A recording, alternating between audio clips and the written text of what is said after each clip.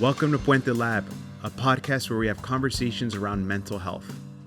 I'm your host, Dr. Jonathan Martinez, professor in the Department of Psychology at California State University, Northridge. My Puente Research Lab focuses on addressing mental health disparities in care for underserved communities, particularly for Latino families. The goal of our podcast is to create a bridge between science and the community. Today's guest is Alex Martinez, three-time Emmy award-winning producer, writer, and director, and he also happens to be my brother. Welcome, Alex. Hey, Johnny, or Dr. John, sorry. So, growing up, movies were very influential to us, and, at the time watching them, mental health maybe wasn't at the forefront of our minds. And we know that mental health portrayals in movies sometimes can help by educating the community around different mental health topics and disorders. Sometimes it might also create certain myths or misconceptions around mental health. For your own projects, where do you find the relevancy of mental health? Well, it's funny you bring up, we did grow up watching a lot of movies that we probably shouldn't have been watching. It's interesting because when it comes to writing, directing, acting, any sort of, any of those disciplines, you have to get into the psychology of a character. I mean, what makes them who they are. And I think as a writer, especially also as an actor, you have to delve into that and find out, okay, well, what happened to them when they were a child? What caused them to be this way? And you sort of have to answer those questions. The psychology of a character is a huge part of creating a world that is, audiences are sophisticated now. Right. They can call BS on things. So you have to have that background, especially as a writer, I think. Yeah, that's interesting because, my route was to go into the social science and in the field of clinical psychology. And your route was the fine arts and, being producer, writer, director, filmmaker. But where the overlap is still on psychology in terms of, the scripts you write and the character breakdowns. And, it's something that I think maybe the general public doesn't necessarily know when you're writing how much psychological background goes into those characters. And you're right, maybe it doesn't make it in, but it's the why the person is, what are the actions that they're doing. And right. That's the part that I find fascinating within film is the mental health portrayals. Right. I'm always calling you and saying like, well, if someone does this and, they're feeling this, how would you characterize them or what would be the diagnosis? I'm always asking you when I'm writing stuff because, like I said, the characters, there's components to a character and the three major ones are, the psychological component, the sociological component, them, in reflection to their environment and their physical, how do they have a deformity or are they tall or are they short? Mm-hmm. But the psychological one is an important one because drama is all about conflict and, how are they going to react to certain pressures or certain obstacles? Well, the only way you're going to know that is by diving into their psychology. Even though a film might take place in a finite sort of portion of their life, their whole back history is very important. Yeah, I mean, I think sometimes it's not hard to figure out some of the movies and that we like, the Scorsese movies and Tarantino movies, and it's like, okay, well, it's antisocial personality disorder, right? They're all like sociopaths, murderers to some degree. Yeah, we for some reason love those movies, that are the extremes. So those extremes, right, of like thinking of mental health, because obviously antisocial personality disorder is a diagnosable disorder and, the field of criminology is going to call it sociopathy. In psychology, we call it antisocial personality disorder. Some people think of antisocial as like, oh, you just don't want to talk to people. It's like, no, these are the people that exploit people. These are sometimes the mass murderers, the sociopaths. When that's being depicted in film, that, like you said, is creating kind of the extreme lens of it. What is the responsibility of film of portraying those severe things, but also maybe also portraying other types of mental health disorders that maybe aren't that extreme, that people can connect to that they might be suffering from, because people aren't murderers, or at least, most people aren't. It's like, we're not going to gravitate towards those, or concepts are going to necessarily resonate with them. Well, that's the issue that I see, right? That it's like, if you're going to portray a character that has mental health issues, you're going to sort of lean on the extremes, right? Mm-hmm. They're a murderer, or they're a rapist, or they're violent, mm-hmm. or they're this. And that's the problem I see with an audience, that they sort of then start, because that's their major education, right? What they see on TV, what they in movies, or what they hear on the radio, if they listen to the radio or podcast or whatever, it's that's where they're getting their information. So if you see that anything that has to do with mental health is an extreme where it's violence, then there's that barrier where, well, I'm not that bad, right. It's not painting all the different shades that mental health sort of encompasses, right? It's like one or the other. It's the extreme. Yeah, because you would think or imagine that people that are murderers, there's probably some underlying mental health diagnosis going on. But the vast majority of people that suffer from mental health disorders are not violent, right? And that could perhaps create some misconceptions around what mental health is. Or, oh no, I haven't killed anyone, or I'm not violent. I don't have anything that's going on. Right. And I don't need to see a therapist because of that. Yeah. Or, in movies, sometimes they portray therapy as sort of like it's a black and white thing, that there's an easy fix to whatever the character's problem is. Right. Go get your head checked out. And and now you're fixed or cured. Right. I think of some of those movies of like therapy and treatment, and like how it's portrayed. And on the one hand, it could be beneficial for people out in the community, of like, they see a strong character like Tony Soprano, and it's like, oh, well, he's getting help for the internal issues that he's battling with. Right. We identify with the stars, right? And if they're, I think of a movie like Who's Afraid of Virginia Woolf, which is one of the first, to sort of tackle in a sophisticated way, alcoholism, and you're seeing Elizabeth Taylor, and you're seeing those stars, and it does help to shine a light on certain problems, whether they're drug problems or depression, anxiety, that sort of thing. And when you see someone that you admire going through that in a movie, that's where it helps a little bit, Right. It's like you can connect, or the themes resonate of like, I'm not the only one. Yeah, I'm not the only one feeling this. With my own work, I did a web series called SPANKY. It was a 12-part web series, and it was about a guy struggling with alcoholism and struggling with his grip on reality. And I use my own experiences to inform me on the writing of it, and also the main actor, Spencer, his experiences with alcohol or with anxiety or with depression. Mm-hmm. And in that web series, we sort of used a voice that he was always talking to. Right. Whether or not that was accurate on how people experience. I mean, I've talked to myself in the mirror and stuff like that before, but not to a point where I hear voices. But there was, we had to find a way to show the drama. And that's the thing with movies, is that most of the time it's probably not going to be entirely accurate, because you're trying to show. Yeah. Right. Rather than, internalize, because a lot of these mental issues can be an internal sort of, self-talk that you're not actually able to observe, but in a film medium, you have to actually visually see that. Right. Right. Right. So like with Spanky too, like, thinking of someone that's struggling with their sobriety, mm-hmm. and whether it's underlying anxiety or whatever contributing to that, there was a decision that had to be made of like, well, how do we portray that? And it sounds like, well, we need to depict this by, Spanky, hearing an external voice talking to him.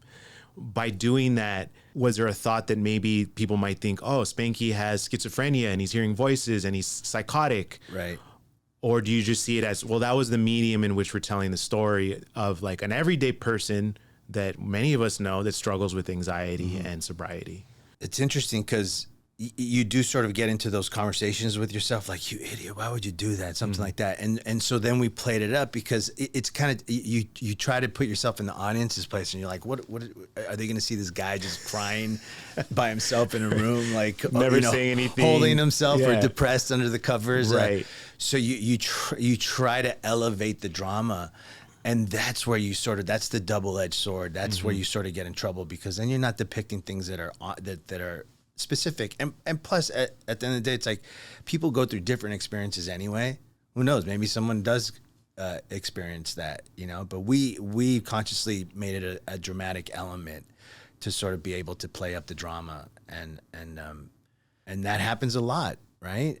You know, I'm trying to think of movies like A Beautiful Mind, right? Right. Yeah, I was thinking of that. What were they tackling there? Schizophrenia, right? And how did they do it? By having them see hallucinations of people talking to people that weren't actually really there. But from what I understand and what you've told me, schizophrenia is mostly an auditory thing.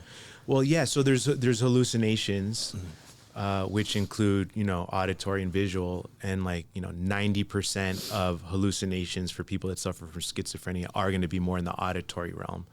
And like with The Beautiful Mind, it makes sense. Film is a visual medium, so you need to see him, you know, with his roommate and the little girl, and, you know, the FBI agent, and they're walking together, and, you know, and that's the hook, right, for the audience, because they're not really there. Oh, right. And it's like, whoa, right? like Fight Club, like, oh, he was talking to himself the whole time, like, yeah, right. And so we see that a lot of, like, you know, dissociative identity disorder, what people think of as multiple personalities and other things. And, you know, sometimes I think there's a mischaracterization of mental health in movies, but then I'm thinking, well, how else are you going to portray that?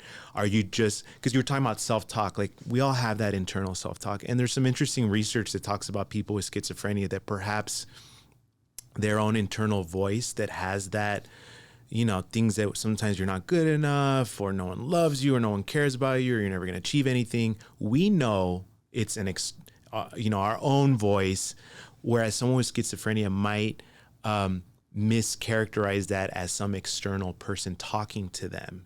Well, that's what that movie got right, in a sense, which was like, there was a sort of narcissistic quality that he had, where he thought everything was happening to him, and the FBI, the CIA, whatever it was. Well, there's delusions too. Delusions, right? That's the word I was looking for. So they got that right, you know, and it's tough. I mean, I don't know if that movie was probably nominated for Best Picture, probably. I believe so, yeah. And these are films that I also show in my classes to depict, but I also kind of give the disclaimer, we're using this as a way to kind of learn about different, you know, disorders and symptoms, and where is the impairment, and how it's, you know, impacting one's work and social relationships and work and their schooling or their home environment. But those are the extreme examples many times, right? Do you find that over time film has changed in their depiction of mental health? Yeah, I mean, if you think of the history of film, if you think about the Hays Code, which was a code that was sort of a self-censorship that Hollywood put upon itself after the Roaring 20s and all these scandals, and pre-code movies, they tackled things like divorce, or they were very sexual in nature. There was a lot of movies that portrayed mental health. Once the Hays Code came in, and they sort of put a clamp down on movies that they thought were morally ambiguous, then that sort of squashed that. Right. Until after World War II, then you had a lot of these social commentary type movies where they did tackle alcoholism and anxiety and depression, but they were more like lessons. Right. In the 50s, those elements were still in the movies, but not as lessons. They almost left it up to the audience to decide, oh, is that good or bad? Like they trusted the audience more. Right. And then when the Hays Code was completely lifted in the 60s, then they were tackling everything, you know, when it came to mental health, good or bad, right? You know, I think of One Flew Over the Cuckoo's Nest as an example. I think that might have been in the 70s. 75. Yeah, something like that. Finally getting into a film that I know. Because you're always, I think of myself as a film buff, but I'm really not, because you start talking about stuff from the 20s and 30s and 40s. I'm like, Yeah. I have no idea. But that's a film that, you know, when you think about mental health and portrayal, like, you know, won all these Academy, won all the big categories, and was about a mental health institution. You start, it wasn't about one character's struggle. It was like you start seeing all these other characters with mental health issues. But it is also in this inpatient kind of restrictive setting, which isn't typically where people get help from. Like most get help from like an outpatient setting in a voluntary basis. Interesting. Yeah, because he was forced to go there. And also it was almost like this depiction of someone that was feigning illness, right, to get off of like hard labor to go into this area of like a less restrictive, or what he thought was a less restrictive setting. And well, that was the thing, right? Because it sort of portrayed as us against them, the nurse, and the mental care that was given there was sort of overreaching and you know, but also dangerous. common at the time, right? Like, you know, institutionalization and, you know, using ECT, electroconvulsion therapy, like that's something that's people don't know is still used to this today, right? day, Yeah. like for very severe cases, people that are severely depressed. But when they portray it in film, it's usually like afterwards they're like completely like brain dead. Right. Right. And Yeah. so there's that perception of, okay, well, anything that has to do with that, I don't we're not going to go there. Yeah. And if I remember in the movie, it seemed like, I think one time he went for an ECT set and he came back and maybe he's fine. And then all of a sudden And he's fine, right? Yeah.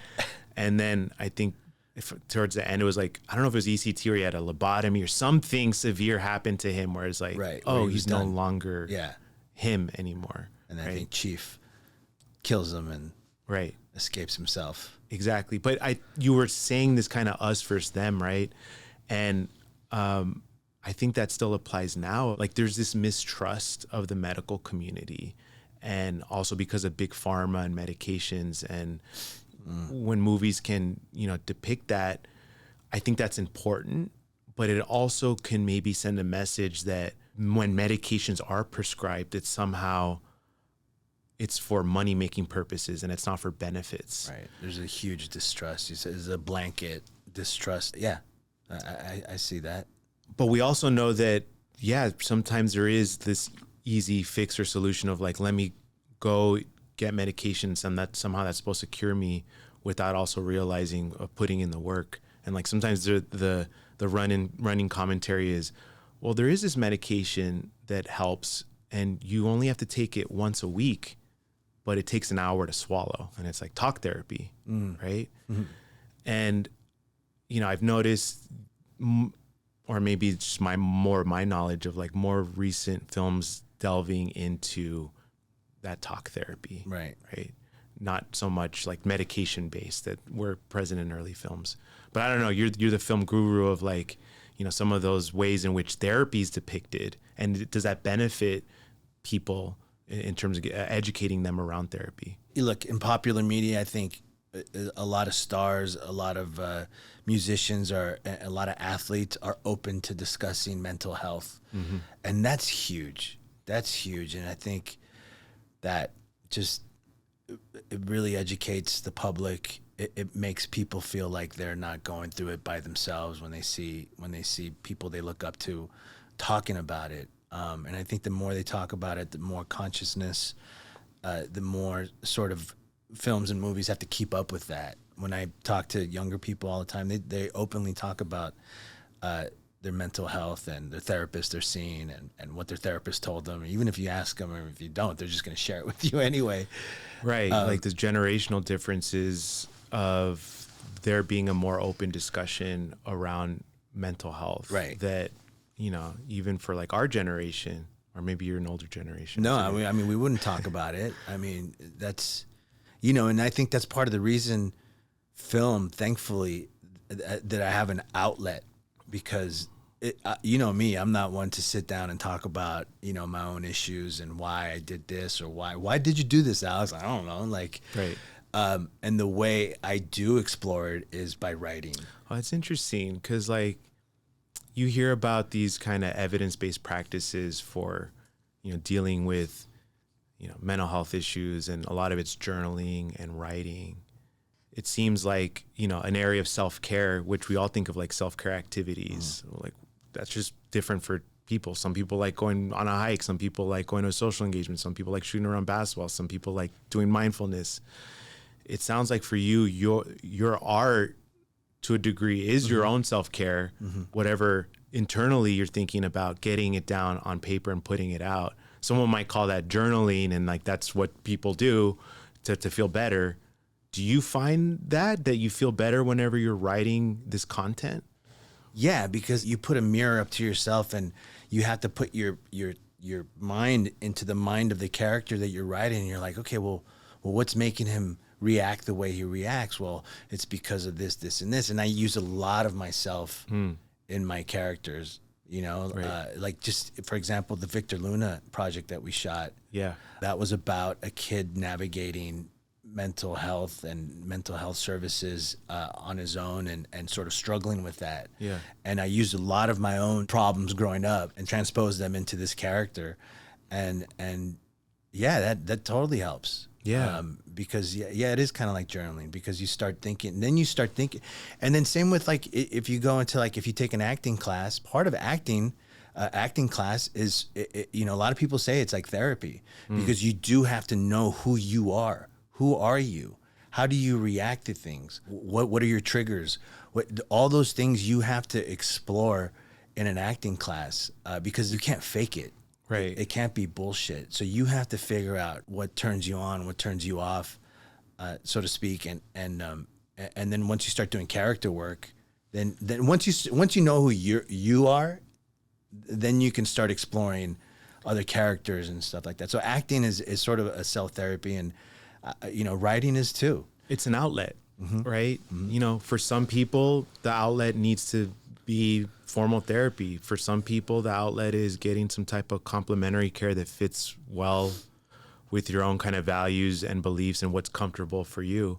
And, you know, that outlet, you know, you're speaking of Victor Luna.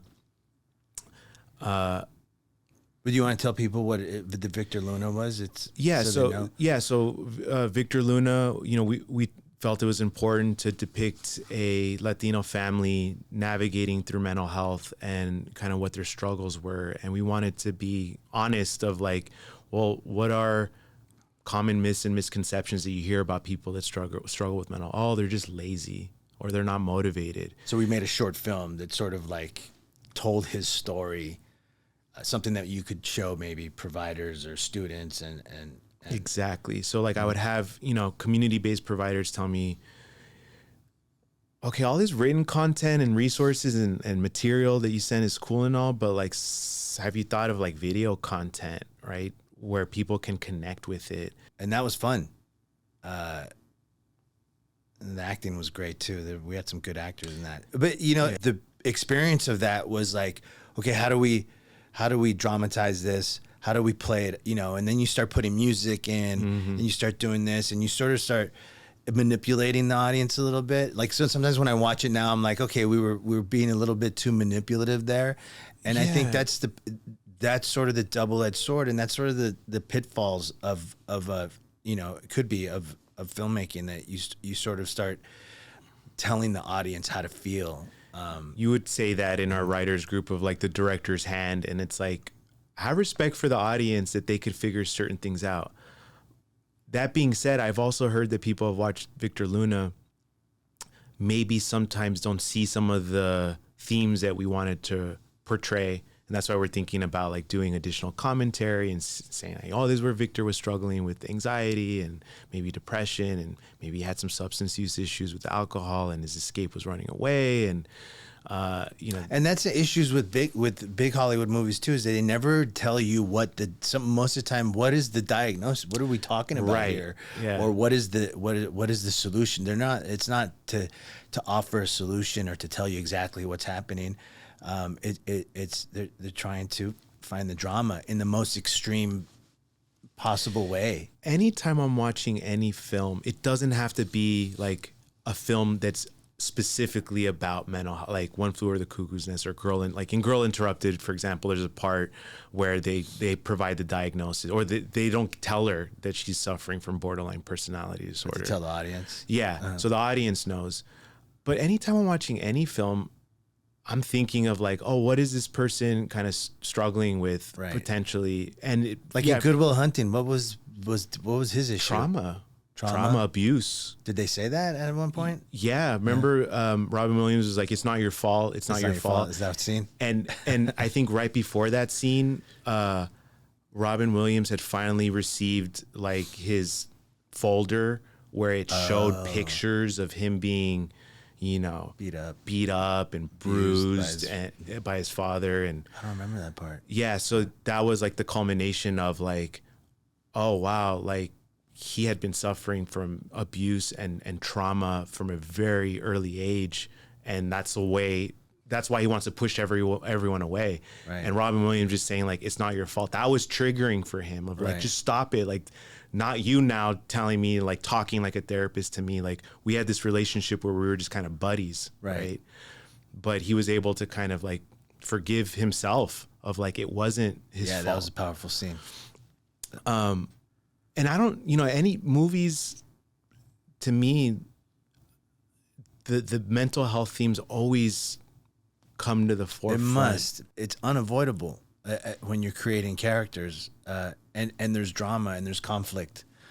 You're gonna have to delve into the psychology, and everyone, nobody's perfect, right? Everyone's got their own issues, their own baggage. Like for me, movies are ruined because you're like, oh, look at the lighting or the editing or this and that. For you, movies are ruined because you're like, well, that doesn't make sense, psychologically speaking, and they totally sort of, brushed that aside, or it was a simplistic version of it. And that's the key for filmmakers, I think, and is to be honest and to really do your research. Where do you think mental health content and tailoring that content to, let's say, Latino communities, how can that be achieved in the film industry or just in the popular media? Well, we need more Latino writer, actors, and directors out there, because they're the ones that are going to watch out for the community and tell their stories.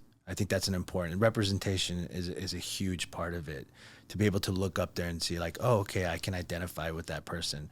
Thinking about like, one key message based off I know we talked and touched on a lot of different topics today. What is one key message you want listeners to take away from this podcast? Do your research. Right. Do your research. And I think that's the big takeaway. Don't just sort of like paint broad strokes and sort of, stereotype. Have real people up on the screen. Thanks, Al. Appreciate the conversation. Cool. For more content and resources, you can find us at our website, puentelab.com. Thanks again, and take care.